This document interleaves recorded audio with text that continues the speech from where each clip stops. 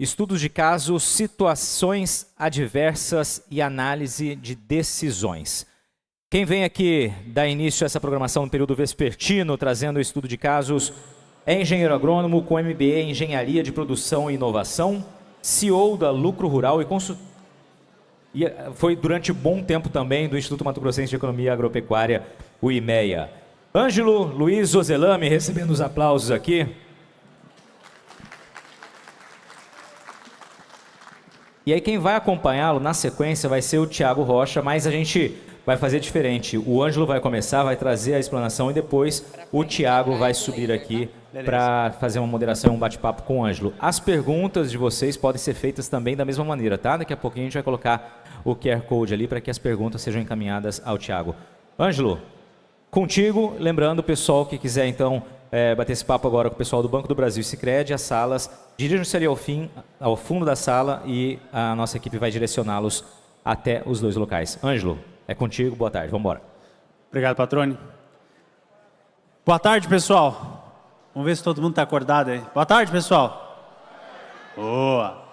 Bem, primeiro eu queria agradecer aqui ao Thiago, né, pelo convite, ao Lucas aí para a ProSoja, todos aos demais, pela oportunidade da gente falar um pouquinho sobre a nova visão, vamos dizer assim, dos próximos anos para o agro, situações que estão dando certo, situações que a gente precisa olhar um pouco mais com calma, para, quem sabe, mudar um pouquinho a forma da gente tomar as decisões hoje dentro do campo, né?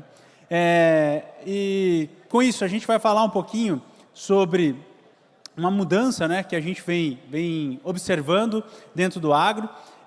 E primeiro ponto, né, de parceria aqui da Lucro Rural, sou o CEO da Lucro Rural, uma plataforma de gestão focada para ajudar os produtores, junto com a ProSoja, e dizer que nós, né, estamos aqui para ser o braço direito financeiro do produtor. E eu vou demonstrar, durante essa apresentação, um pouquinho do porquê que isso é tão importante hoje dentro do novo cenário que a gente vem vivendo, né? Então aqui, hoje de manhã, tivemos palestras muito legais que trouxeram bastante informação, de todas falaram numa questão de cenários, né? Pô, a gente está vendo uma situação em que muita coisa se alinhou para que a gente chegasse nessa situação que a gente está hoje. E aqui eu queria trazer um pouquinho do que aconteceu nos últimos anos, né, para a gente poder refletir sobre tomada de decisões, poder refletir sobre o que foi certo e o que às vezes a gente precisa melhorar. Todo mundo que veio aqui também falou que a gente já passou por isso várias vezes, então não é a primeira crise que a gente vem sentindo. Agora o que a gente precisa quando a gente sai, né, ou está dentro de um problema é poder avançar e crescer com esse problema. E esse é um pouquinho do que a gente vai trazer aqui. Então, aqui a gente tem, esses dados são do IMEA, e eles trazem aqui a lucratividade do milho, da soja no Mato Grosso. Então, aqui a gente tem as safras, né? Então, aqui a gente tem as safras, aqui a gente tem o COI, né, que é o custo, e aqui na vagenzinha a gente vai ter o ponto de equilíbrio, ou seja, quanto que eu preciso produzir para poder pagar o mínimo das minhas contas. E aqui a gente tem a produtividade média do Estado. Então, o que é importante de observar nesse gráfico? Olha que a gente vinha, né, 2016, 17, 18 e 19, essa diferença aqui, ela é o lucro, que é expressada aqui no Lagida, né? Então, essa diferença ali é o lucro, e aqui eu tenho cada uma das safras. Então, percebam que a gente tem uma boca aqui que aumentou bastante, né? Então, nos anos de 2019, 20, 21, 2021 e 21, 22, a gente teve uma lucratividade extremamente grande dentro do agro. Isso são os dados do IMEA, e a gente pode sentir isso. E foi todo o boom que a gente teve no agro, que impulsionou crescimento, investimentos cada vez maiores. E a gente pode ver aqui, né, que tivemos anos, né, onde a gente teve quase 5 milhões de lagida num hectare, né? Isso aqui é lucro antes de juros, impostos, depreciação e amortização. Então, se teve uma lucratividade bem interessante por vários anos. E isso é importante a gente internalizar.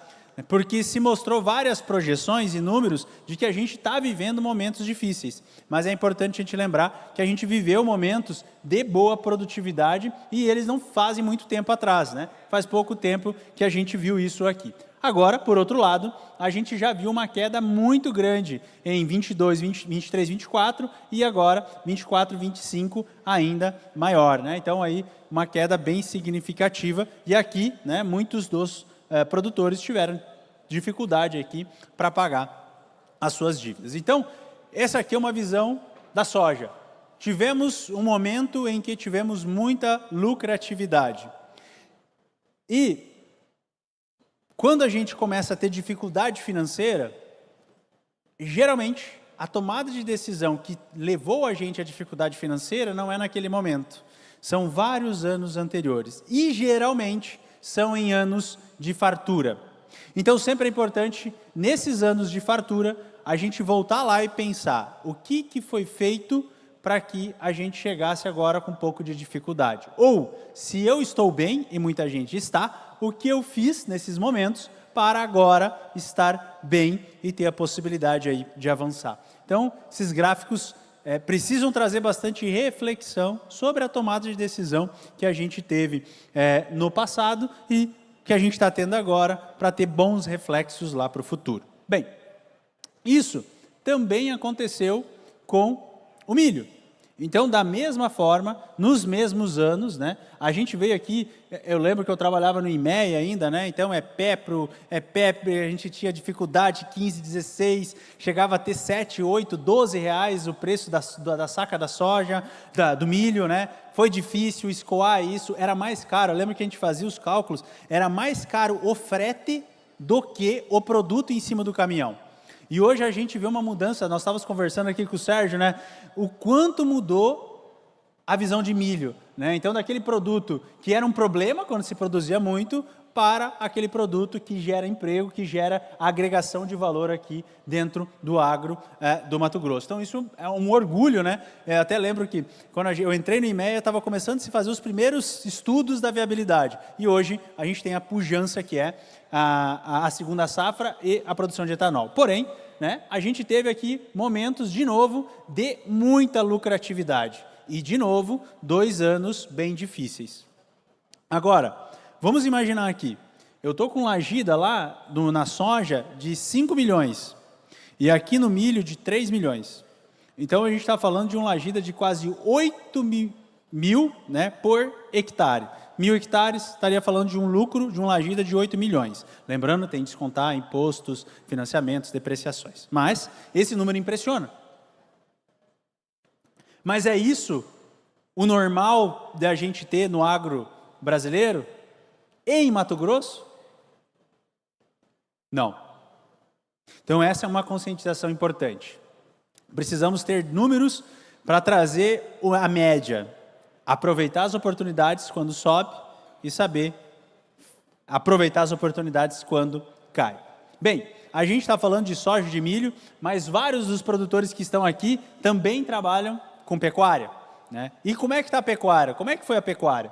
Então, a pecuária foi exatamente a mesma circunstância. Claro que aqui, na pecuária, a gente entra um pouquinho mais numa visão de ciclo pecuário, né? Então, teve um ciclo pecuário que foi extremamente benéfico, mas ele se juntou com essas oportunidades que a gente teve com a soja e com o milho. Então, se a gente olhar aqui, né, dentro da pecuária, também, aqui está as margens, né? Esse laser é meio estranho. Aqui a gente tem as margens e a gente pode ver de novo, 20, 21 e 22, as margens espetaculares aqui que a gente teve e depois, né, uma diminuição bem expressiva da lucratividade para a pecuária. E é sempre bom lembrar que a pecuária é um ciclo. E se a gente sabe que tem um ciclo, que quando está lá em cima, ela tende a cair, a gente tem que ir contra o ciclo. E aí é muito contra-intuitivo. Porque o momento que está todo mundo investindo é justamente o momento em que a gente tem que tomar cuidado. E é justamente quando ninguém está investindo, é justamente o momento de acelerar. E esse ciclo acontece desde 1900 e sempre no Brasil. ele era grande, ele era de 10 anos, 8 anos, ele vem se afunilando, ele gira em torno de 5 anos, mas ele existe todo o ciclo, ele está ali, ele tem as grandes lucratividades e os grandes prejuízos de tempos em tempos. E a gente precisa conhecer o ciclo. Conhecer, estudar, não é fácil, né, pegar todos os posicionamentos, mas tem algumas informações que são muito importantes, como, por exemplo, abate de fêmeas. Então, a gente precisa ter essa noção de abate de fêmeas para saber em que momento a gente está do ciclo da pecuária. Sabendo desse ciclo, a gente consegue tomar melhores decisões numa visão de está na hora de investir, está na hora de comprar, o estoque está caro, vamos trazer estoque barato, vai subir, não vai. Enfim, aqui também a gente teve uma dificuldade bem significativa, né, anos ótimos e que trouxeram dificuldade. Muitas das pessoas que pegaram financiamentos, né, aqui em 22, 23, né, agora estão com dificuldade de fazer esse pagamento, mesmo que a gente teve uma recuperação aí nos preços, né, que se esperava até mais, mas recuperou, a gente conseguiu ter aí um avanço, né, um pouco melhor. Mas, importante sair daqui. Também tivemos anos muito bons na pecuária, volto a dizer, vários de vocês também têm pecuária aqui, né? Então é importante trazer essa visão aqui. Bem, e o que a gente viu, né, para frente, que foi o que todo foi discutido aqui, né? Não vou chover no molhado, mas a gente já vinha vendo, né, a piora aí de alerta, né, de tempos difíceis, a questão de recuperações judiciais, que também demonstram um pouco disso, né, de estar em anos difíceis, e aqui a SLC, né, que é uma referência de informação, de dados, também fala que 25, 26, então aqui estamos semeando agora, né, muitos de vocês estão felizes aí, né, com a chuva que deu, e com a possibilidade de começar a semeadura dessa nova safra, de que ela, de novo, vai continuar com rentabilidade apertada. Então a gente teve 22, 23 diminuindo, 23, 24 com problema, 24, 25 com problema e 25, 26 a gente não tem a expectativa, né, de grandes lucratividades, né, de grandes margens para a próxima safra. Pode mudar, claro, né, mas essa é com esse cenário que a gente precisa trabalhar a partir de agora.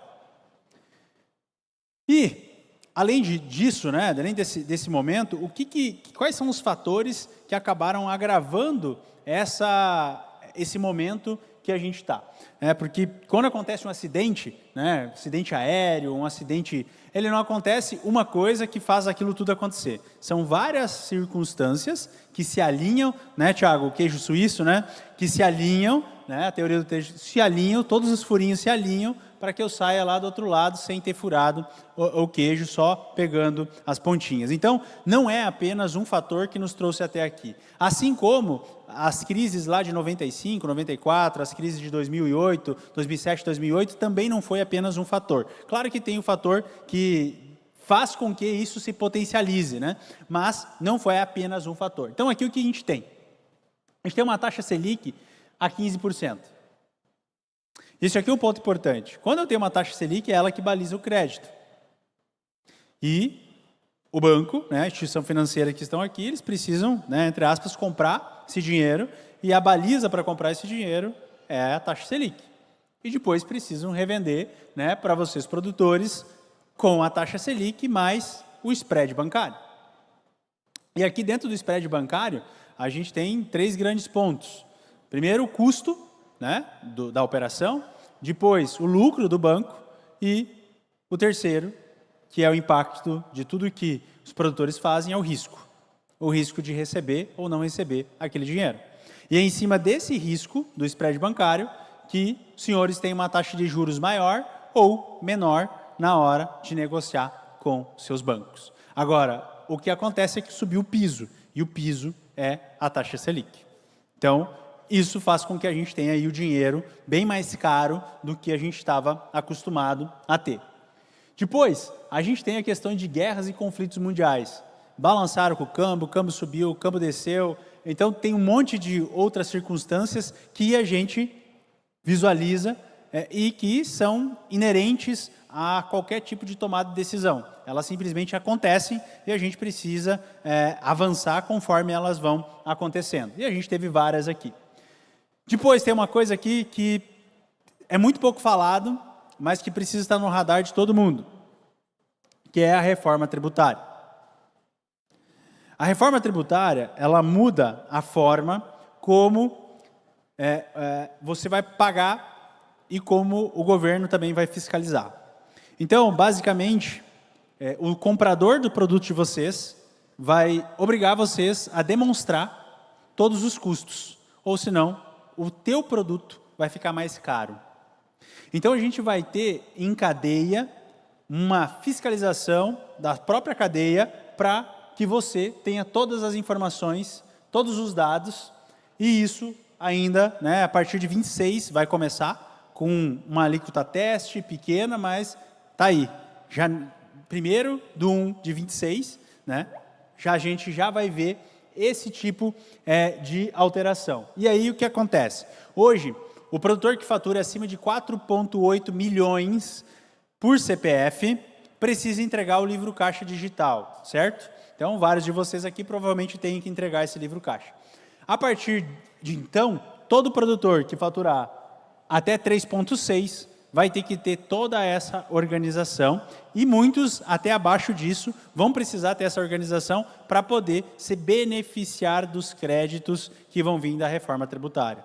Então, é algo que vai trazer uma complexidade e também vai ter uma necessidade de gestão financeira, fiscal e tributária muito maior por parte de vocês, produtores. E é algo que está posto, vai acontecer a partir do dia 1º de 1/26, é lei, ela vai entrar em vigor. Então, é algo que eu olharia com bastante cuidado, certo? Inclusive, se vocês tiverem interesse em conhecer mais, a própria ProSoja está disponibilizando aí a possibilidade de cursos e treinamentos sobre a reforma tributária, já antevendo essa situação que a gente tem para passar. E a gente tem pressão por mais arrecadação. Então, são várias operações da Receita para pegar qualquer tipo de tentativa de não pagamento de imposto. E isso vem acontecendo paulatinamente. A gente tem contadores como clientes e isso vem acontecendo nos últimos anos cada vez mais frequente. Então, mais a Receita Federal, ela consegue cruzar todas as informações. Então, ela cruza a informação do cartão de crédito, do Pix, ela cruza a informação da nota, ela cruza a informação daquilo que você comprou, daquilo que você vendeu. Então, tem várias situações em que a Receita já cruza e isso aqui também está trazendo uma pressão ainda maior para a organização financeira e fiscal tributária. Então, a gente vê várias circunstâncias aqui que agravam a situação que a gente está e que a gente vai avançar. Mas não fiquem preocupados que também não é tudo coisa ruim, Tem coisas boas aí no meio disso e conforme eu for falando, a gente vai vendo que dá para tirar desse limão algumas limonadas aí. Bem, um ponto importante. A gente sempre olha para o momento que a gente está, e o desembargador falou, ou foi ele ou alguma outra pessoa, que se está ruim, pode melhorar. Se está bom, pode piorar. Então, a gente está no momento que a gente olha e fala que está ruim. Mas quando a gente pega os números e olha um pouquinho para trás, é importante lembrar que a gente já passou por isso. E nós passamos, está todo mundo aqui. Então, quando a gente olha aqui, a taxa Selic, 2003 a 2006, ela estava 18,3. 2007, 2010, 11. E agora a gente está aqui, claro, vai aumentando, mas com o próximo de 15. Então, a gente já teve em situações até piores do que a gente já está hoje aqui. Então, isso aqui só para demonstrar um pouco de como a gente já passou por situações de taxa Selic que impactam custo, que impactam a taxa de juros. A mesma coisa é a questão dos juros aqui, juros real, Então, a gente também teve essa situação, do aperto monetário, enfim, a gente chegou aqui a valores maiores do que a gente está hoje. Então, esse gráfico é para mostrar que está difícil? Tá. Está complexo? Tá. Mas a gente já passou por isso. Não vai ser essa que a gente não vai passar. Agora, se todos de vocês começarem a lembrar essas situações que a gente já passou, que tipos de aprendizado a gente teve passando por essa situação? Esse é o maior ganho dessa situação que a gente está. Então, como é que nós vamos aprender a lidar cada vez mais com esse tipo de situação que a gente está? Mas é fato, isso já aconteceu, a gente já passou e estamos todos aqui, vamos ver o que a gente pode fazer a partir de agora para passar por essa também. Mas aí tem outros fatores agravantes aqui também. Lá em 21, 22, quando a gente tinha 8 mil de lagida, né, que é o lucro antes dos impostos, a gente deu alguns passos a mais. Deram alguns passos a mais. E aqui, eu queria trazer a John Deere Zona, porque muitos, aqui a gente viu uma situação em que a tomada de decisão, ela não foi racional. E aí é um ponto de aprendizado. Então, o momento em que a gente financia uma máquina de quase 4 milhões para 8 anos, com um juro de 8 a 10%, que ela colhe X hectares, com uma margem de 8 mil reais por hectare, é uma coisa. O momento que a parcela chega e a margem caiu para 2, 3, é outra. Então, é muito importante aqui a gente sempre avaliar. E se tudo der certo, ok. E se tudo não der, e a gente volta para os mesmos parâmetros que a gente tinha antes? Quanto que me encaixa no meu bolso a minha parcela? E depois eu vou falar um case real do quanto que isso dificulta a gestão financeira, a gestão fiscal e tributária e até mesmo a possibilidade de ter que vender uma fazenda. Esse tipo de decisão. Então, aqui a gente precisa começar a tomar decisões em dados, em números históricos principalmente, e números projetados. E aí a gente entra um pouquinho mais. Como é que está a situação dos dados, das informações de cada um de vocês? Elas estão na base operacional? Você já conseguiu trazer ela para o tático? Ou você já está usando ela com a estratégia? Eu pego meus dados e consigo olhar estrategicamente para tomar melhores decisões. Isso vale aqui para esse tipo de tomada de decisão e isso vale para esse outro tipo de tomada de decisão, que é a expansão. Vale a pena expandir para esse solo? Vale a pena plantar aqui? Vai ser viável? Quanto que eu preciso colher? Quanto que eu preciso investir? Quantos anos é meu contrato? Então, são aprendizados que a gente precisa levar e tomar.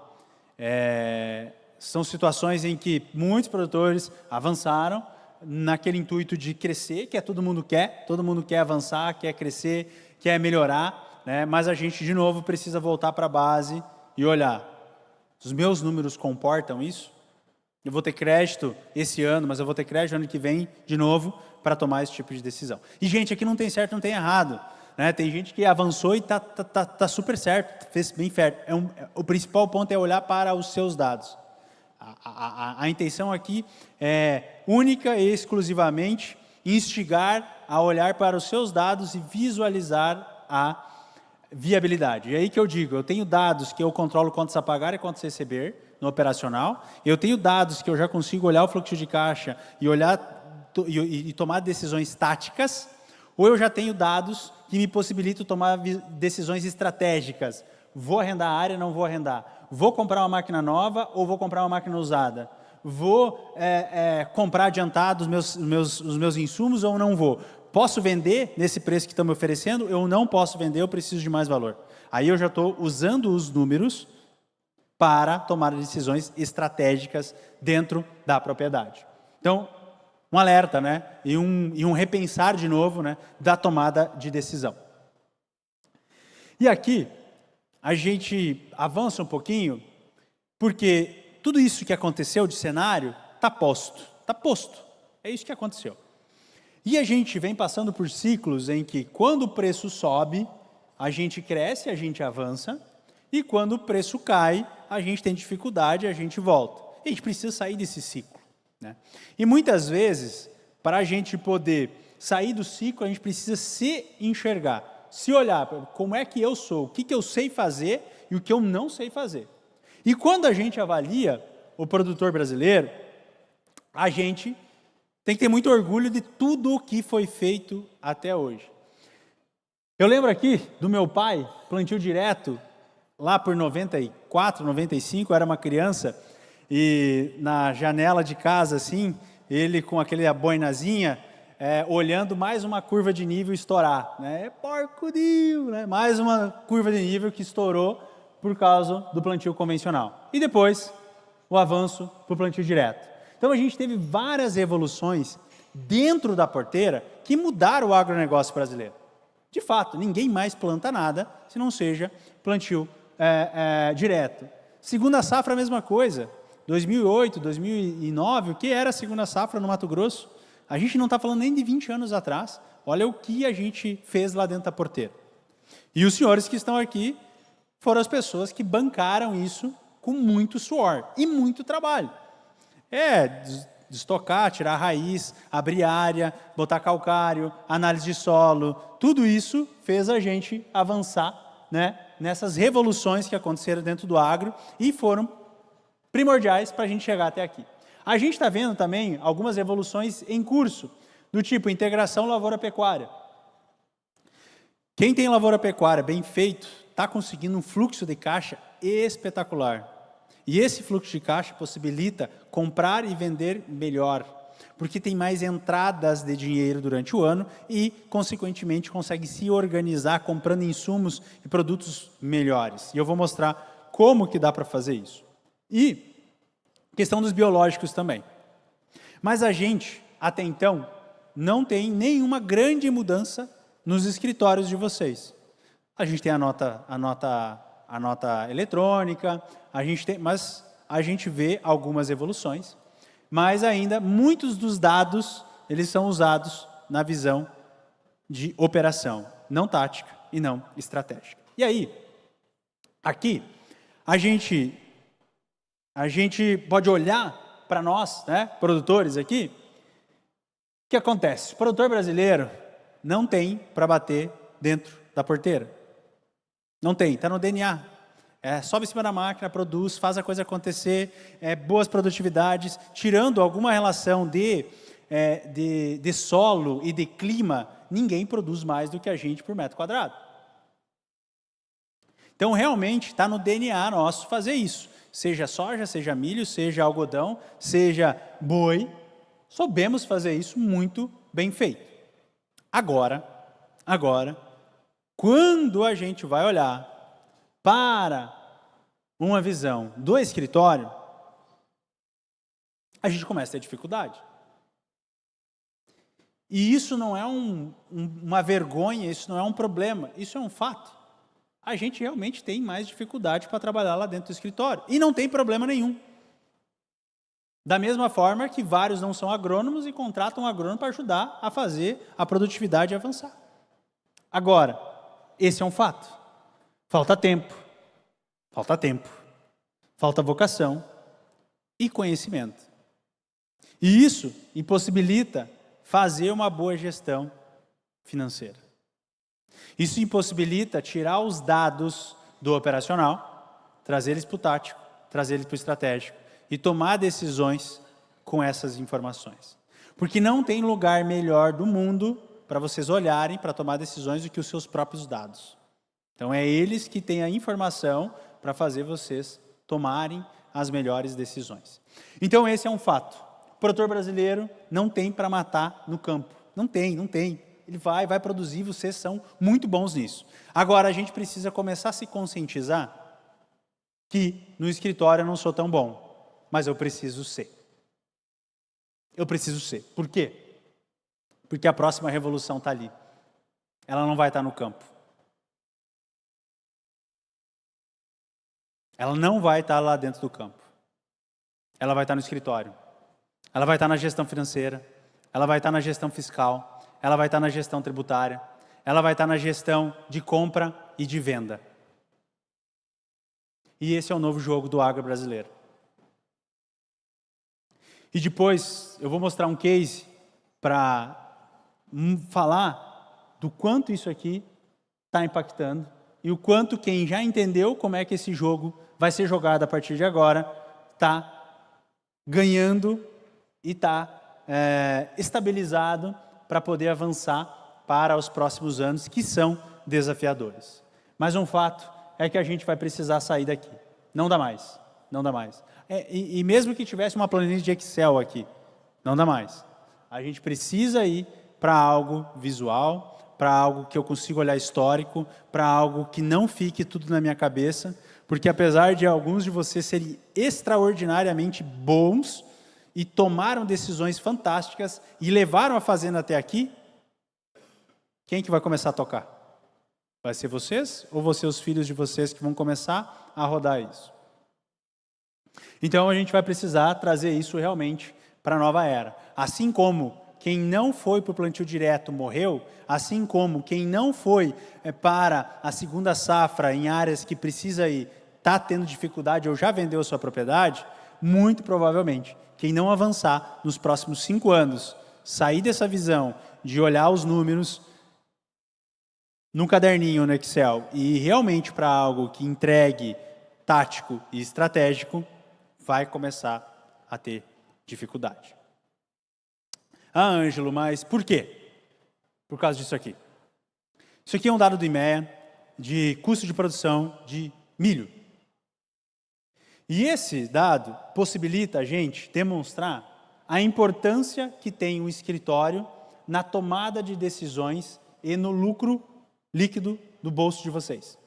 Então, grande parte do lucro, ele não está lá dentro da produtividade. Ele está na tomada de decisão do escritório. E aí vocês lembram que o produtor brasileiro, nós, somos muito mais enviesados para o campo do que para o escritório. Mas o lucro, que é o que possibilita a gente avançar, pagar nossos financiamentos, crescer, é o lucro. Sem ele, lucro operacional, a gente não consegue avançar. Ele está fora da produtividade. Quero deixar bem claro aqui que eu não estou dizendo que a produtividade não é importante, de forma alguma. Ela deixou de ser e ela agora é obrigatória. Então, eu preciso ter uma boa produtividade. Agora, se eu isolar os 3 itens que geram produção e preço de venda e melhorar 1% cada um delas de forma isolada, eu tenho um resultado lá muito diferente na hora do lucro líquido por hectare. Então, se eu melhorar 1% aqui, a produtividade, são R$ 37 de lucro líquido por hectare que eu entrego na minha lavoura. Agora, se eu melhorar 1% o custo de produção, ou seja, comprar 1% mais barato, são R$ 55 de lucro líquido por hectare. E se eu melhorar 1% o preço de venda, são 99. Ou seja, o potencial de lucro, 80% dele está em tomar decisões do escritório. Volto a dizer de novo, produtividade é muito importante, ela é uma obrigação, a gente precisa ter. Mas a partir de agora, vai avançar, vai prosperar, quem conseguir trazer esses 80% de lucro operacional aqui, para dentro de casa, trazer para o bolso. Então aqui a gente começa a olhar numa visão de produtividade é importante, eu preciso ter, mas eu vou começar a precisar botar mais tempo, mais gente e mais conhecimento no meu escritório. Pois são as informações do escritório que vão possibilitar a gente tomar melhores decisões, a gente avançar e ter mais lucro. Então essa é uma informação muito importante, é os dados, né? São as informações aqui, são os dados do IMEA, a gente organiza elas para poder chegar nesse resultado, mostrando aí a importância que a gente tem o escritório dentro de uma propriedade. E como o produtor, né, passa por esse momento?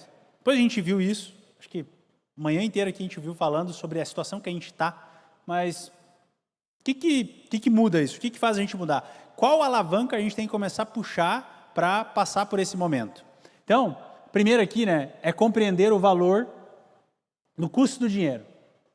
A gente precisa compreender que tudo tem um custo e que se eu vou plantar, tirar do meu dinheiro do bolso tem um custo, se eu for pegar dinheiro no banco tem um custo, e lembrem lá, é muito importante essa lembrança.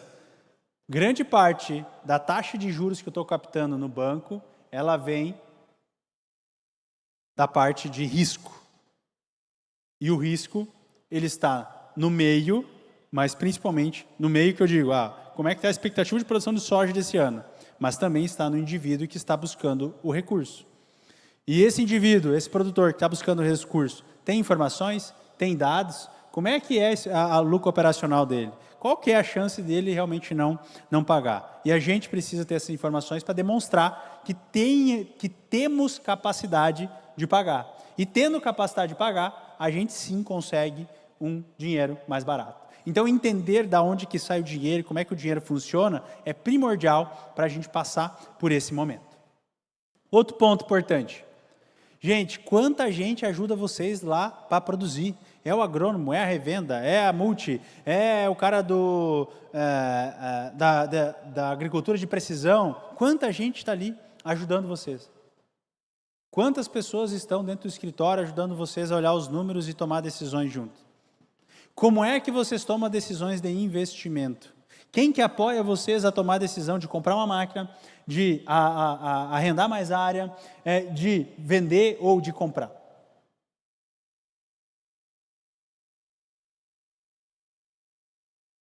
Nós temos que lembrar que 80% do nosso lucro potencial está lá. E que tipo de pessoas de assessoria a gente tem. E não adianta falar o contador, porque o contador, a gente tem dó do contador, porque ele tem um monte de coisa para fazer. Ele está para ajudar também, mas o contador tem muita coisa para entregar. Muita coisa. Ele pode auxiliar. Se ele for um bom contador, ele vai ajudar vocês a visualizar melhores decisões. Mas, volto para de novo, quem está ajudando vocês? Como é que vocês estão olhando esses números para tomar melhores decisões? E aí vem a questão do financeiro organizado, ele é o caminho.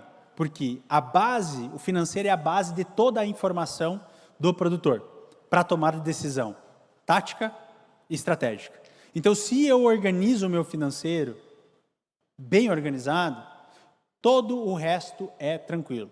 É tranquilo de eu entregar o livro caixa digital, não é um problema entregar o livro caixa digital se tiver o financeiro organizado.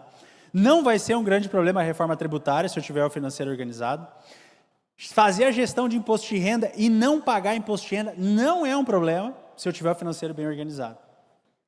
Comprar e vender nos melhores momentos também vai começar a ser mais fácil se eu tiver o financeiro organizado. Então, o financeiro é a base que possibilita a gente avançar. Quer dar um recado aí, Patrone? Vamos lá, pessoal, rapidamente interromper um minutinho só o Ângelo, tá? Primeira turma, então, ali já do Banco do Brasil e Sicredi já encerrou agora, e agora começa, então, o bate-papo ali com Itaú e Bradesco, tá? Quem tiver interesse, é só ir até ali o fundo, a equipe os leva até lá. Pode seguir, Ângelo. E quem estava lá pode voltar, né, Patrone? Já tem que voltar, né? Pode, deve. Boa. Então, aqui, o que a gente vê? A gestão financeira é a base, e a gente precisa começar a olhar isso. Da mesma forma que quando vocês estão fazendo agricultura de precisão, o que é a base para vocês fazerem agricultura de precisão? O que é a base? Não estou ouvindo. Para começar a fazer agricultura de precisão, o que vocês precisam fazer? Primeira coisa, análise de solo. É a base. Dá para fazer agricultura de precisão sem análise de solo? Não. Dá para comprar máquina bem comprado? Dá para aumentar a área? Dá para pagar menos imposto sem um financeiro bem feito? Não. É a base. É a primeira coisa que precisa ser feita. Então, ele é aonde começa tudo. Gestão financeira bem feita. É a mesma coisa que análise de solo para fazer agricultura de precisão. Se não tiver análise de solo, não tem agricultura de precisão. Se não tiver o financeiro bem organizado, posso até tomar boas decisões, mas elas vão ser muito mais numa visão do que eu acho, do que realmente é.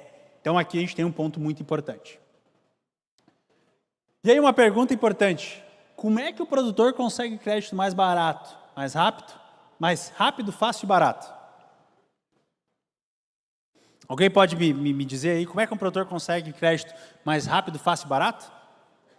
Estamos falando de endividamento, de questões de crédito, de custo, num evento falando sobre isso. Como é que a gente consegue o crédito mais rápido, mais fácil, mais barato? Acho que é um crédito que todo mundo quer, né? Paga as contas. Organizado. O que mais? Mais informação. Mais informação. A instituição financeira, ela precisa ter a garantia de que, realmente, a gente vai conseguir pagar aquilo que ela está emprestando. O Adolfo gosta muito de falar da traia de pesca, né? Para quem que tu entrega a traia de pesca? Para qualquer um? É para um cara que você confia que vai devolver, né? É precioso, né? É a mesma coisa. Você precisa ter confiança. E crédito é confiança. Se vocês forem no dicionário, botarem no Google, me defina crédito, ele vai definir como confiança. E o que nós estamos fazendo do nosso lado para entregar confiança de que a gente tem capacidade de retornar isso. E não é só numa questão de retornar no sentido de que eu sou maravilhoso, eu tenho... Não, não. É numa situação de renegociação. Está aqui minhas informações, eu quero fazer isso, isso, isso, e dessa forma eu vou conseguir te pagar. Eu estou entregando confiança para a instituição financeira. E aí, como que eu faço isso? Como que eu entrego essa confiança? Eu preciso entregar dados. E aí, muitas vezes, a gente chega lá e a gente tem uma confiança muito com o nosso gerente. Ele confia, ele sabe que a gente tem capacidade de pagar. Mas hoje, isso já não vai mais bastar. Eu preciso provar com dados, com informação, que eu consigo devolver aquele dinheiro que foi me emprestado. E quais são os principais pontos que é importante ser demonstrado para que a gente consiga ter aquela garantia de que realmente aquele dinheiro vai vir? E aí a gente tem. Eu tenho uma DRE dos últimos 5 anos. O que é DRE? Quanto que eu faturei? Simplificada, né? Quanto que eu faturei? Quanto que eu tive de custo? Qual que é o meu lucro operacional? Eu consigo visualizar isso dos últimos 5 anos? Consigo enxergar a minha propriedade dessa forma? Esse é o primeiro ponto. Segundo, eu tenho aqui uma projeção de endividamento. Então, eu tenho custeios, eu tenho os investimentos. Como é que está o meu fluxo de pagamento desses custeios, desses investimentos? Depois eu vou mostrar para vocês um caso real, né, de um não olhar para isso que impactou na venda de uma propriedade. Então, parando todos vocês aí agora, se vocês fossem lá e dissessem assim, agora eu quero saber, ano a ano, quanto que eu tenho de investimento para pagar. Quantos de vocês têm isso no celular? Você precisa estar lá. Você precisa estar lá. Depois, planejamento econômico da próxima safra. Vocês fazem um planejamento agronômico todo ano muito bem feito. Então, você, junto com o agrônomo, ou vocês mesmos, vão lá. O que eu vou aplicar? Quantos pontos de fósforo? Quantos pontos de potássio? A semente? Qual que é a melhor semente da minha região? Qual que foi que deu melhor? Vou comprar essa. Qual que é o melhor fungicida desse ano? Pô, estou com mosca branca, o que eu passo? Você sabe, fazem isso, né? Pé nas costas. Agora, transforma isso em um planejamento econômico. Quanto que eu vou faturar? Quanto que vai me custar? E aí não só o pacote. Não adianta falar que o meu pacote é 23, 25 sacos por hectare. Quanto vai gastar de diesel? Quanto vai gastar de imposto? Quanto vai gastar com terceirizados? Quanto vai pagar de mão de obra? Quanto vai sair de Prolabore? Isso tem que entrar na conta. Depois disso, a gente vai ver o lucro operacional. E esse lucro operacional, somando a safra de soja e a safra de milho, precisa pagar minhas contas. E eu preciso demonstrar isso para o banco também. Eu preciso ter essa noção e eu preciso demonstrar isso para o banco. E depois meus patrimônios. Quanto vale o que eu tenho? Quanto vale minhas áreas? Quanto vale minhas máquinas? Quanto vale minha infraestrutura? Quem de vocês tem isso claro? Eu tenho um patrimônio de X milhões na mão. Boa. Viu, o pessoal levantou a mão ali, ó. É isso aí. Essa é a evolução que a gente precisa ter. Então, é uma visão de DRE dos últimos 5 anos, projeção de endividamento, planejamento econômico de safra, para me mostrar o lucro operacional, que é o que importa para tomar de decisão, e mais ter essa visão de quanto patrimônio eu tenho, né, quanto que eu já tenho de endividamento. Então, esses são pontos importantes aqui que a gente acaba trazendo. E aí, aqui, eu queria trazer um diagnóstico, que é uma visão de 2 propriedades rurais.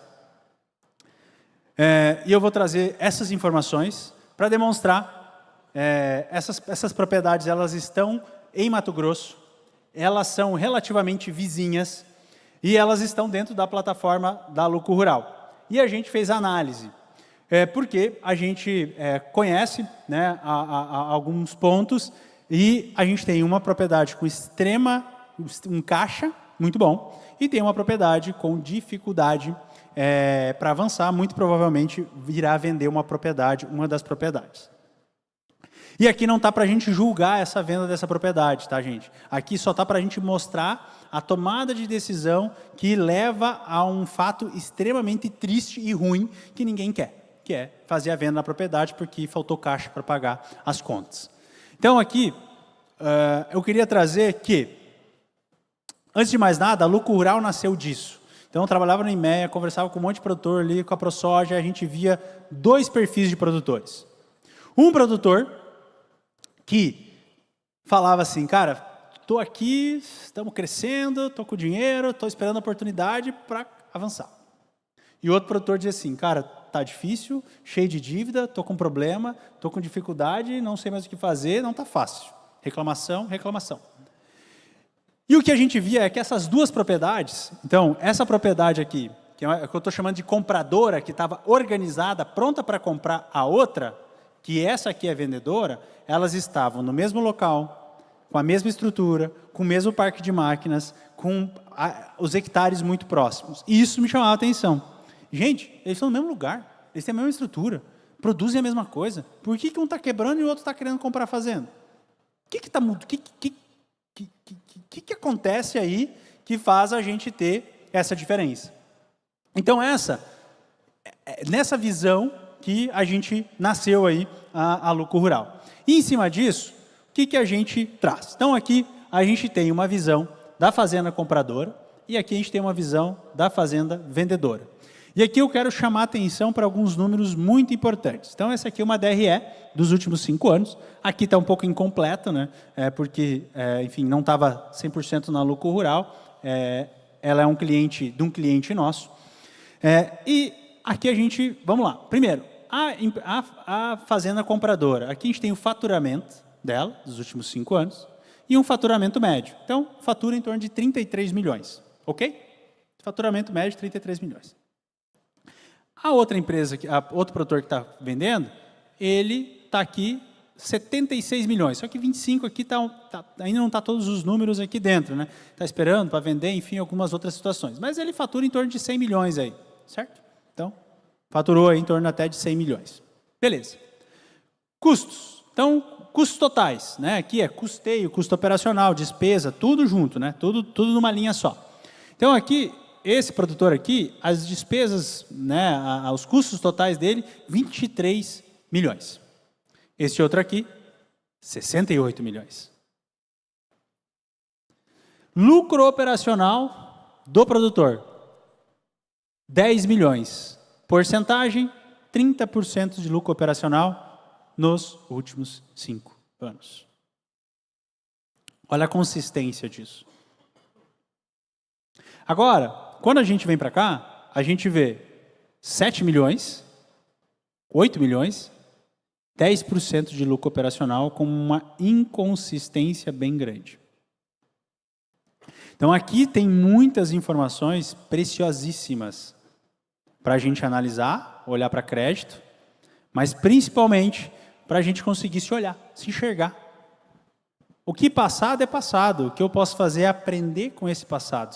Se a minha DRE é meia feia, ou é mais parecida com a de baixo do que a de cima, está tudo bem. O que eu vou fazer a partir de agora para mudar isso? O que a gente pode fazer agora para alterar essa visão? Mas esse é o fato que a gente tem aqui. Então, essa aqui é uma visão de DRE dos últimos 5 anos. Até aí, tudo bem. Então, avançando. Aqui, a gente tem agora uma visão de endividamento. Então, a gente separa por custeio e por investimento. Custeio tem que estar dentro do custo, né?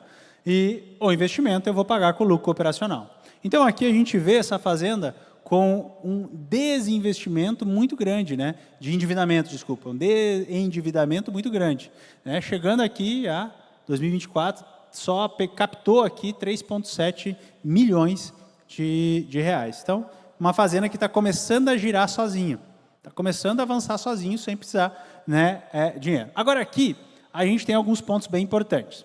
Um custeio, ok, né, 48 milhões, 57 milhões, 61 milhões, 61 milhões, ok. Um custeio bem condigente com o faturamento, né? Então, tá ok. Só que quando a gente vai para os investimentos, aqui a gente vê algo grande. Então, 21, 14, 22, 22, 51 no 23, 28 e 24 e 26 agora em 25. E olha que interessante. O endividamento total aqui, acumulado 7 milhões, né? O acumulado que tem para pagar ainda. A área, 3.500 hectares. Média de lucro operacional por área. Então, esse é um produtor que, em média, gera de lucro operacional quase R$3.000 de lucro operacional por hectare, constando todas as suas atividades, certo? Esse número é extremamente importante. E o endividamento dele é R$2.000 por hectare. Ou seja, em um ano de lucro operacional, ele paga tudo que ele tem de investimento. Até pouco alavancado, né? Poderia estar mais alavancado. Quem sabe está esperando a oportunidade de se alavancar em momentos difíceis.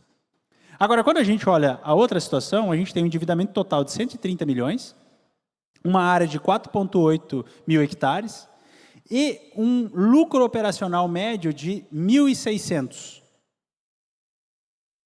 Porém, um endividamento por hectare de R$27.000.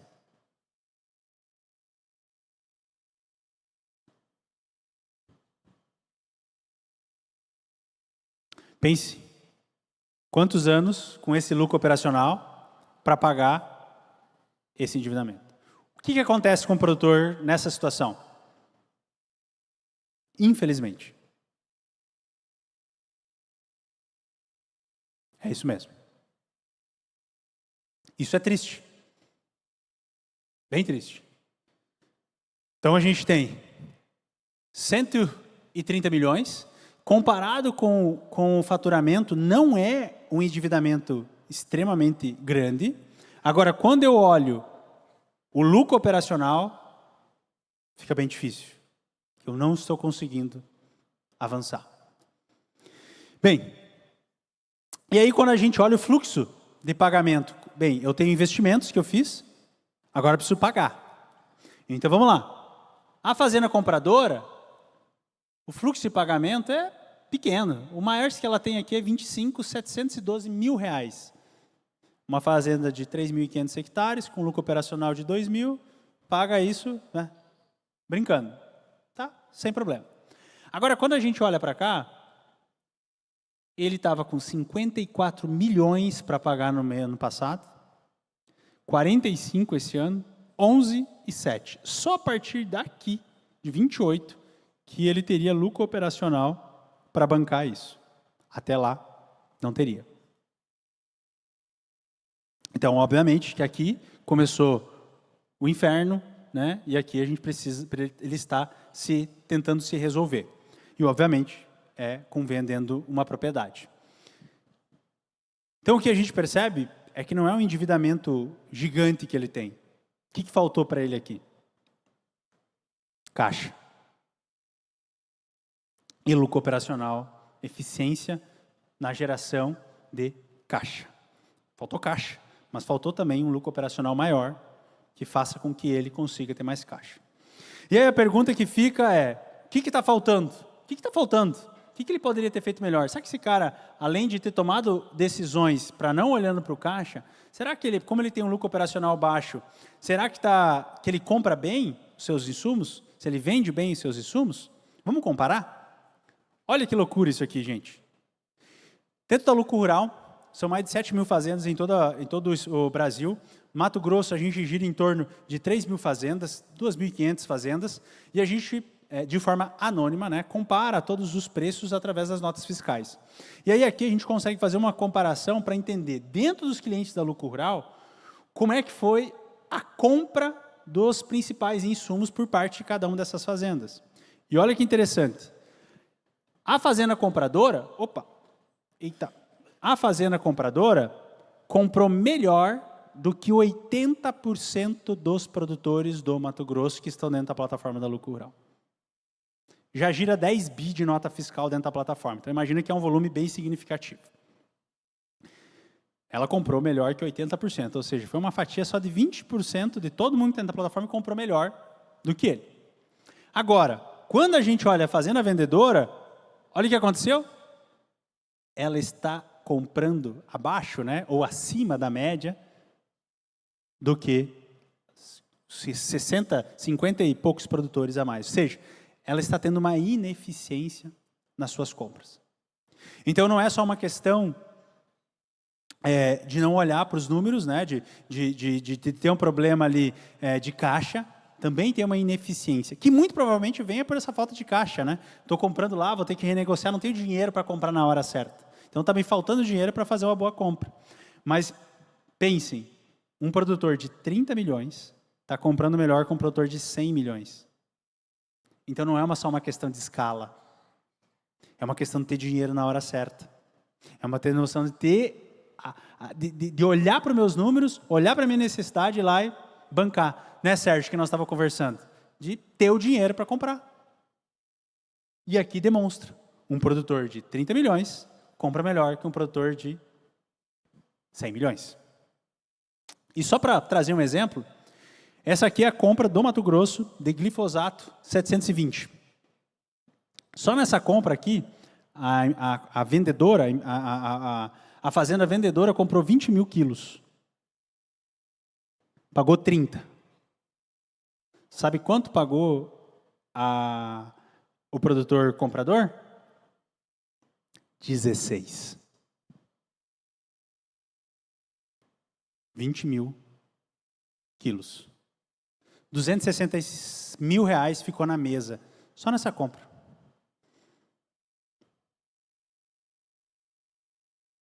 Então aqui fica claro o potencial da gente ter os dados da mão, da gente ter caixa organizado para poder comprar e vender melhor. E percebam a distribuição dos preços, gente.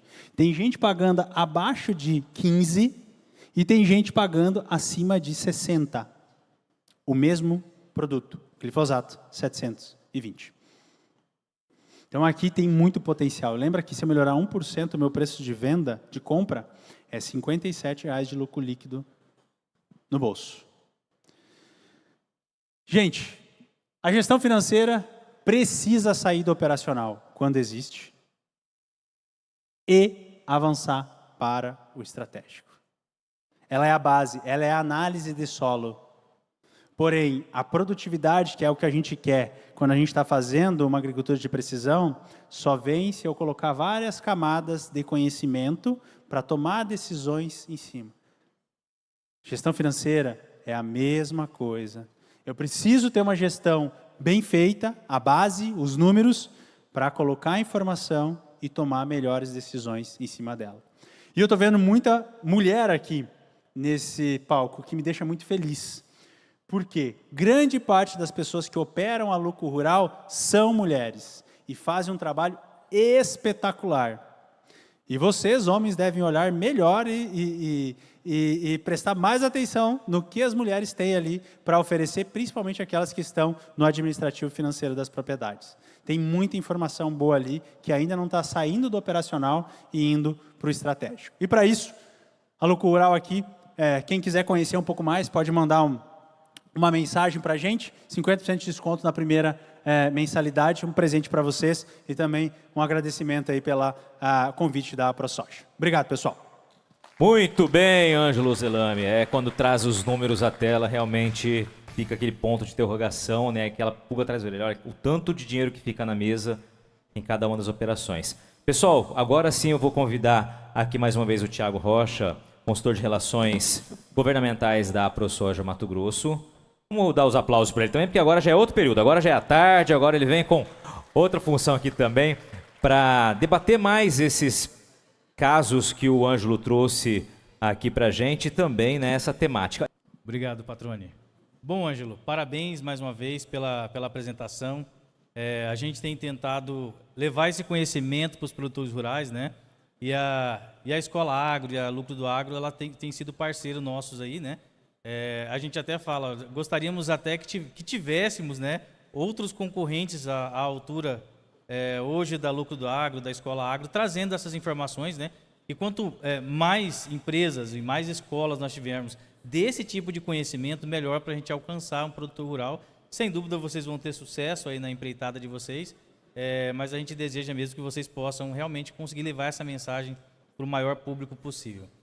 E os números que você mostrou aqui deixam todo mundo bastante impressionado, a diferença da gestão financeira e orçamentária, né? E de talvez uma decisão mais intuitiva. E eu queria te fazer uma primeira pergunta, essa é uma pergunta pessoal, tá? Os dois produtores que foram apresentados ali, um vendedor e outro comprador, a gente chega à conclusão de que algum valor ambos dão para análise financeira e orçamentária, a contabilidade gerencial. Porque ambos são clientes de vocês, certo? A plataforma consegue fazer lá DRE, balanço patrimonial, demonstração de fluxo de caixa, o que para a pessoa física não é obrigatório, né? Então, eu olhando para os dois, eu falo, os dois dão algum valor para esse tipo de gestão. Mas eu fiquei curioso quando você me disse o seguinte, esse segundo, que é quem está vendendo a propriedade, quem é meu cliente é o contador, certo? Então, o que me fez acreditar que talvez o primeiro não, o cliente é o próprio produtor rural. Isso é um fato, porque para mim isso pode ser um sinal também do melhor uso dessas informações. Sim, é um fato. Na verdade, a Lucro Rural, quando a gente começou a trabalhar com ela, a gente percebeu que não bastava ajudar apenas o produtor. A gente precisava ajudar o contador também. Porque o que acontece? O contador, não sei se você sabe, mas vocês passam a informação para eles têm que botar tudo num outro sistema ruim, chato lá, que ele tem que fazer e digitar tudo aquilo de novo. O nível de erro, de retrabalho é gigante. Com a Lucro Rural fica tudo conectado. Então ele consegue atuar junto. E a gente viu que precisávamos ajudar. E hoje a gente tem uma gama de contadores que utilizam a plataforma para fazer a gestão financeira, fiscal e tributária dos seus clientes. Então por isso que a gente tem alguns clientes que não são clientes direto da Lucro Rural, e sim desses clientes, contadores. E essa visão da Fazenda Vendedora, ela é sim de um cliente nosso, mas que está na mesma região daquele cliente comprador, que é cliente da Lucro Rural, que utiliza a plataforma no dia a dia aí das suas operações. Isso chamou minha atenção, pelo menos, não sei se é de vocês, porque minha primeira formação é administração, né, antes do direito. E a gente aprende que contador faz o trabalho mais burocrático, que é importantíssimo para você não perder dinheiro, né? Ele gera os dados básicos que vai gerar uma contabilidade gerencial. Ou seja, como eu olho para esses dados e tomo decisões com base neles. Porque se você tiver uma plataforma que gera todos esses indicadores e você nem olha para ela, não adianta nada, né? Então, assim, se eu tenho esses indicadores, nem vou falar plataforma, mas eu tenho esses indicadores.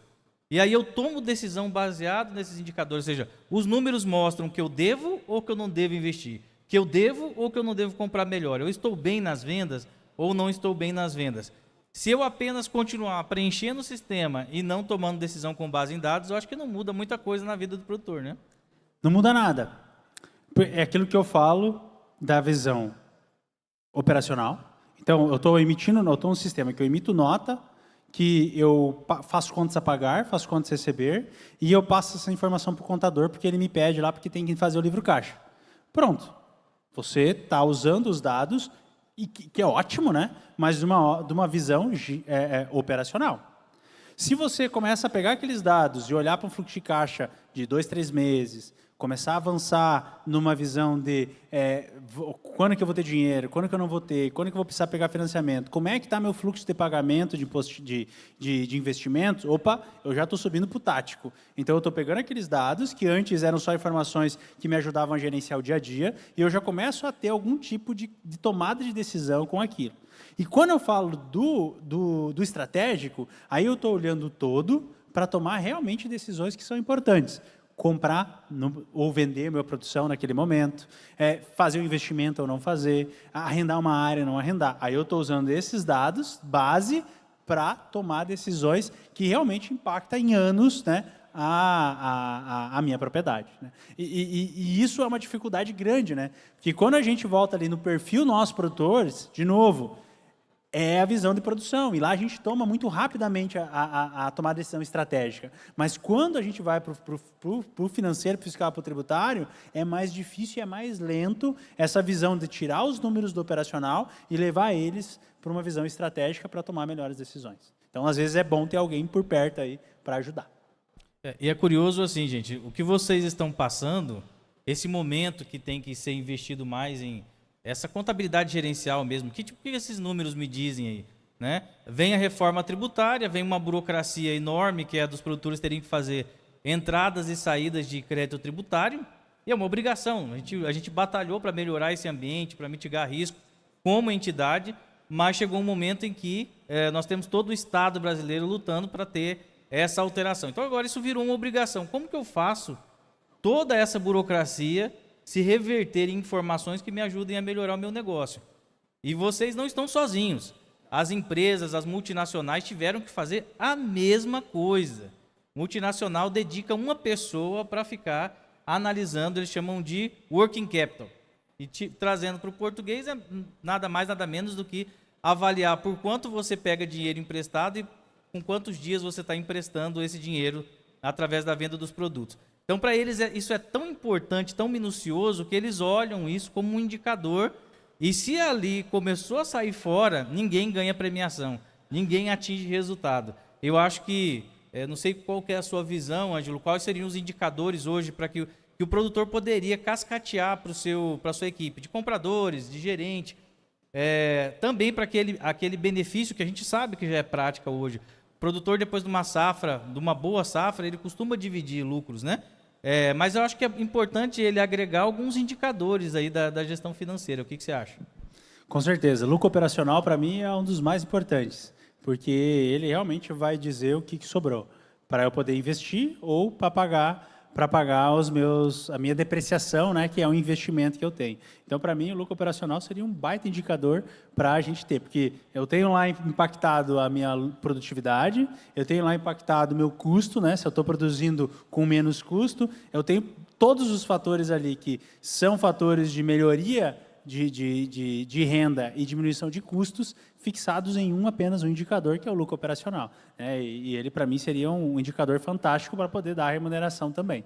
Agora, também tem uma questão de relação de troca, né? Então, quanto que eu gastei de produto na última safra para produzir a mesma quantidade? Então, qual que é a minha relação de troca? 30 sacos, 40 sacos? Isso também é um ponto importante, que eu vou pegando uma eficiência ali de quanto que eu estou aplicando com quanto que eu estou trazendo de resultado. É importante só fazer um adendo aqui, que a ProSoja enxergou o déficit, né, de mão de obra para fornecer essa informação, para ajudar o produtor a chegar nessas conclusões. A gente analisava a reforma tributária e ficava pensando assim, será que como que a entidade pode, além de brigar por um texto melhor para o produtor rural, como que ela pode preparar o produtor rural para aquilo que for inevitável, né? E nós avaliamos, inclusive, montar um modelo de negócio de uma escola. E aí descobrimos que não temos know-how para isso. Então, foi através de uma grade curricular, onde a entidade trouxe, olha, o que um profissional que vai prestar serviço para o produtor rural, seja ali na assessoria administrativa e financeira, não estamos falando em bombar a atividade com gente, não. É bombar o conhecimento de quem está lá. Eventualmente, se você tem um déficit de pessoas, ok, seu escritório. Mas, se não, é capacitar essas pessoas. E aí, eu acho que é até interessante você citar para a gente como que aquela grade curricular que foi criada, né, que já foi testada, como que ela está linkada com isso daqui? Esses profissionais vão ser preparados para fazer esse tipo de análise?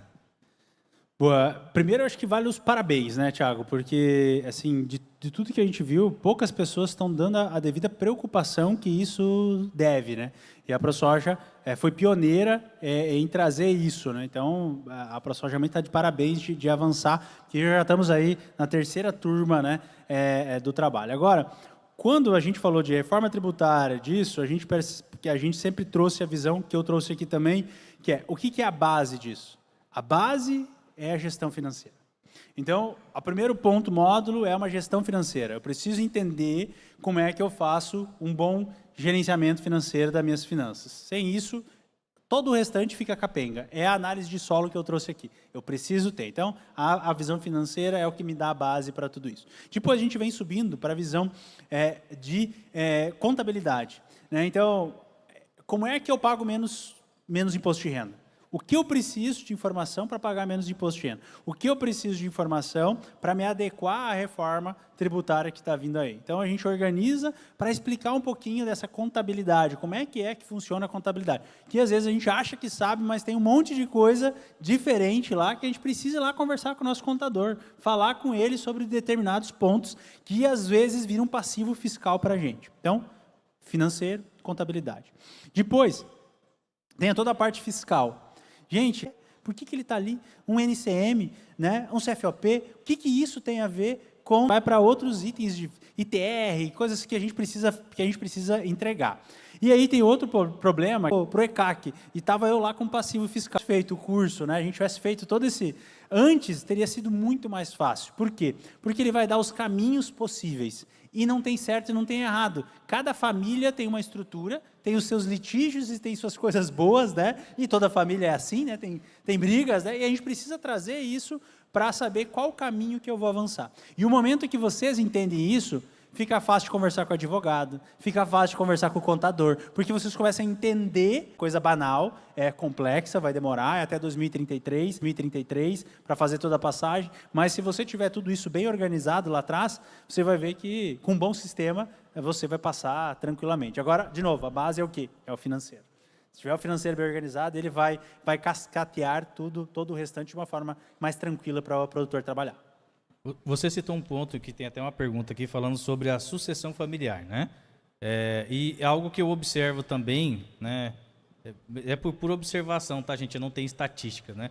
Mas quando você tem a esposa ou um filho ou dedicado a analisar a questão financeira, a lidar com o advogado, alguém que se especializa nessa área, a gente percebe uma gestão muito melhor, muito mais fluida, assim. Você percebe que é mais fácil lidar com os problemas burocráticos quando tem alguém que entende disso. E uma das perguntas aqui é como convencer, né, eventualmente um patriarca, né, que tem ali um filho que está tentando trazer novas ideias de digitalização, como que faz para que possa dar espaço? Eu acho, até, Ângelo, que a necessidade vai acabar abrindo esse espaço, né? Mas dividir as tarefas, quando você tem que ajustar muita coisa para reformar a sua maneira de fazer negócios, é muito melhor você compartilhar. Eu acho que pega no jeito e as coisas andam, né, Ângelo? O que você vê dos seus clientes, assim, casos concretos, aquele que tem uma pessoa cuidando do administrativo financeiro? É muito das pessoas que estão prontas para comprar fazenda. Quando a gente mapeia vários perfis de produtores, né? Então, o patriarca lá, a gente tem o produtor da lida, né? Que é o produtor que, com as mãos, e literalmente com as mãos, construiu esse império, né? De dinheiro, enfim, de patrimônio que os filhos agora estão usufruindo. E é muito difícil para ele também delargar isso no sentido de fazer agora uma visão totalmente diferente daquilo que fez o produtor chegar numa situação financeira que ele está hoje, né? Que geralmente é muito boa.